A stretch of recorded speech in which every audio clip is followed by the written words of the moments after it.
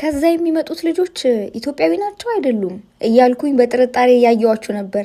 አንገታችሁ ላይ ያለውን ማህተብ ስመለከት እርግጠኛ ሆንኳለን። እኛም በጥርጣሬ ወደፊት እየሄድን ነበረ። ነገር ግን ማህተቡን ስናይ አይ ኢትዮጵያዊ ነው፣ ሰላም ማለት እንችላለን ብለን ተቀላቀል ነው። ወደ ሩሲያ ለሰርከስ ውድድር የመጣ ወንድማችንን መንገድ ላይ ያገኘንበት መንገድ ይሄ ነበረ። ይሄ ከተፈጠረ 2 ወር ቢያልፈውም በመሀላችን የነበረው ንግግር ግን ውስጤ ቀርቷል። ጌታችንና መድኃኒታችን ኢየሱስ ክርስቶስ የተሰቀለበትን መስቀል አንገታችን ላይ አይቶ ኢትዮጵያዊ ናቸው ተብሎ ስለምንገመት ደስ አለኝ። ከርቀት ተያይተን መታወቂያ አውጡ ሳይባል በመስቀላችን የክርስቶስ መሆናችን ስለታወቀ ደስ አለኝ። የኢትዮጵያ ክርስቲያኖች ከአንገታችን ማህተባችንን ስለማናወልቅ ደስ አለኝ። አንድ ጊዜ አይናችሁን ጨፍኑማ። 1 2 3 አይ ውበት!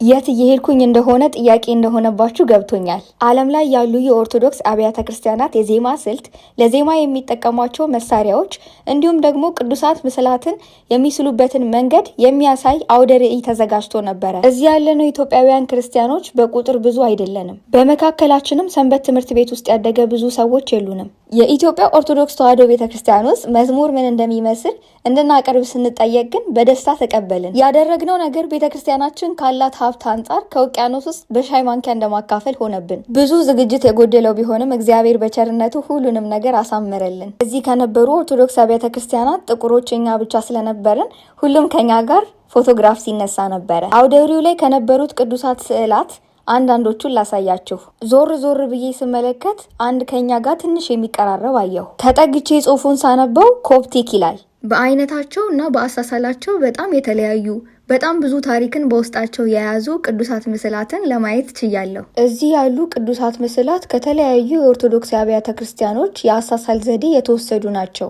አንዳንዶቹ ቅዱሳት ስዕላት መጽሐፍ ቅዱስን አንብባችሁ በአእምሯችሁ የሳላችሁትን ስዕል በአካል እንደመተዋወቅ ይሰማችኋል። የሆነ ቀን ማንበብና መጻፍ ለማይችል ሰው እኮ ቅዱሳት ምስላት መስኮቶቹ ናቸው ሲባል የነበረው ነገር ገባኝ። በቀጣይ መድረኩ ላይ የዜማ ስልቷን የምታሳየው ቤተክርስቲያን የአርማንያ ሐዋርያዊት ቤተክርስቲያን ነበረች። እኛ መሽቶ ስለነበረ ከነበርንበት አውደ ርዕይ ወጣን። የዛሬዋን ቀን የሚያስታውስ ፎቶግራፎች ከተነሳን በኋላ ከበሮውን ለማስቀመጥ ሄድን። ከበሮ ሁልጊዜ ይዘን ስንሄድ መንገድ ላይ ሁሉም ሰው እየዞረ ይመለከተናል። ህፃናት ደግሞ መንካት ይፈልጋሉ። ለህፃናቱም ፎቶ እንዲነሱ ፈቀድንላቸው። ከበሮውን የምናስቀምጥበት ቦታ ካደረስን በኋላ ሁላችንም ወደ የቤታችን መንገድ ጀመርን። የተለያየ ሰፈር ስለምንኖር በየተለያየ አቅጣጫ ምንሄድ ይሆናል።